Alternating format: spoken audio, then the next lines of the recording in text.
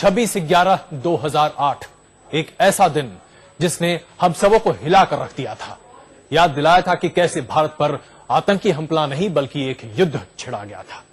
उस युद्ध में पकड़े गए एक शख्स को आज दोषी करार दिया गया है। मुंबई की आर्थर रोड की विशेष अदालत में आज यह फैसला आया। मुंबई हमले में अजमल अमीर कसाब को आज दोषी करार दिया गया है। उसे भारत के खिलाफ युद्ध छेड़ने और षड्यंत्र रचने के साथ साथ 166 लोगों को मौत के घाट उतारने का जिम्मेदार पाया गया है। उसे दोषी करार दिया गया है। इस मामले में ऐसी उम्मीद की जा रही है कि कल इसका सजा का ऐलान हो सकता है।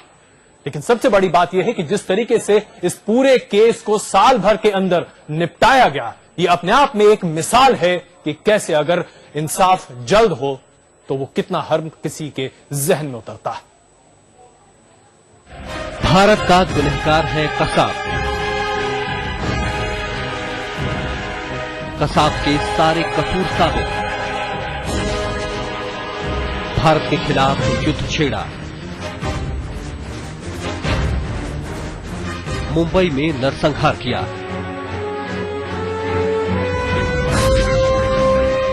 लश्कर-ए-तैयबा का सदस्य है। 166 की मौत का जिम्मेदार है। सात के जिस्म से मिले कसाब की गोलियां।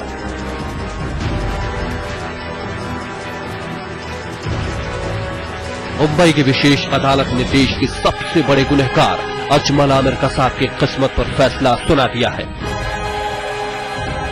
कसाब को कोर्ट ने गुनहगार ठहराया है। पाक आतंकवादी अजमल अमीर कसाब को कोर्ट में सभी आरोपों में दोषी करार कर दिया है।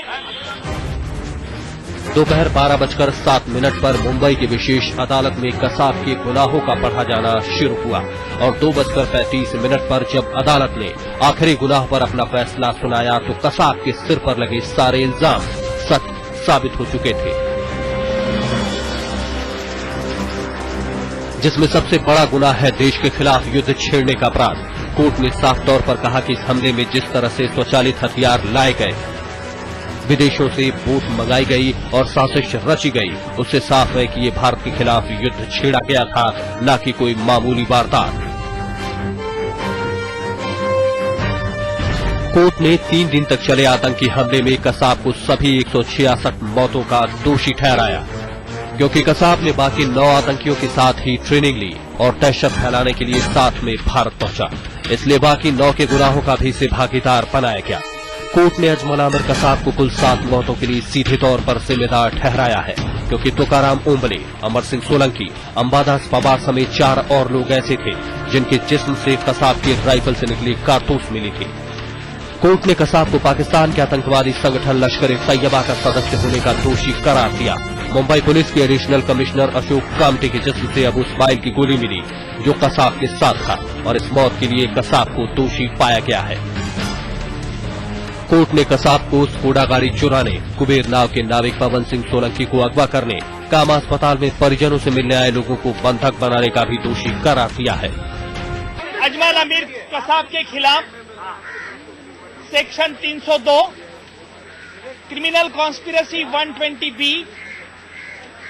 Unlawful activities, then customs act, explosive act, explosive substance act और बाकी ऐसे कुछ धारा लगाई है, फॉरिनर्स एक्ट, रेलवेज एक्ट, इनके तहत कोर्ट ने अजमल अमीर कसाब को दोषी करार कर दिया। कसाब ने 26 नवंबर 2008 को अपने 9 साथियों के साथ मुंबई पर हमला किया था और 3 दिन के खून खराबे में 166 लोगों की जान ले ली। हमले की रात ही कसाब गिरगांव चौपाटी पर दबोच लिया गया और जब बारी कानूनी लड़ाई की आई तो कसाब के सिर पर 86 इल्जाम लगाए गए थे। फहीम अंसारी और सबाउद्दीन सिद्दीकी को इस मामले से बरी कर अदालत ने कहीं न कहीं सवाल क्राइम ब्रांच के इन्वेस्टिगेशंस पर उठा दिया है। लेकिन जहां तक अजमल आमिर कसाब का सवाल है तो उसे इस मामले में दोषी पाया गया है और अब इस बात का इंतजार किया जा रहा है कि आखिर अजमल आमिर कसाब को क्या सजा दी जाती है।